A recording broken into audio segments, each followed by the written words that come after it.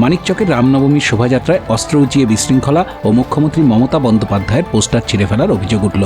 BJP প্রার্থী গৌরচন্দ্র মণ্ডলের উপস্থিতিতেই তৃণমূল কার্যালয়ের সামনে লাঠি তলোয়ার দিয়ে পোস্টার ছিঁড়ে ফেলা হয় এবং রাজনৈতিক স্লোগান দেওয়া হয়। এমনকি নেতাজির মূর্তিতে ধর্মীয় পতাকা গুঁজে তাকে অসম্মান করার অভিযোগও উঠেছে। তৃণমূল নেতা আশিস সিনহা এই ঘটনার তীব্র নিন্দা জানিয়ে নির্বাচন কমিশনে অভিযোগের কথা বলেছেন।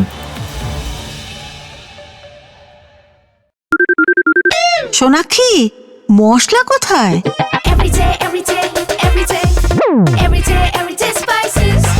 এভরিডে মশলা, দেশের স্বাদ।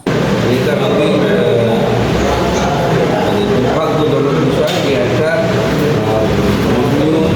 শোভাযাত্রাকে রাজনৈতিক কর্মসূচি হিসেবে বিজেপি করবার অপচেষ্টা করছে।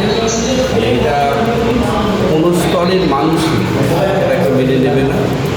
আর আমরা পরিশেষে একটাই বলবো, যা অভিযোগ জানানোর আমরা প্রশাসনিক স্তরে আমরা ভিডিও ফুটেজটা নিয়ে প্রশাসনিক স্তরে জানাবো।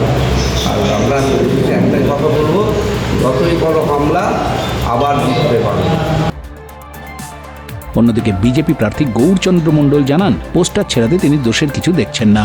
এই ঘটনাকে কেন্দ্র করে এলাকায় চরম উত্তেজনা ছড়িয়েছে। বিজেপি নিজের শক্তি প্রদর্শন করছে, কি বলবেন? হিন্দুর শক্তি প্রদর্শন। আমরা তো দেখলাম এখানে মোদির স্লোগান করা হচ্ছিল।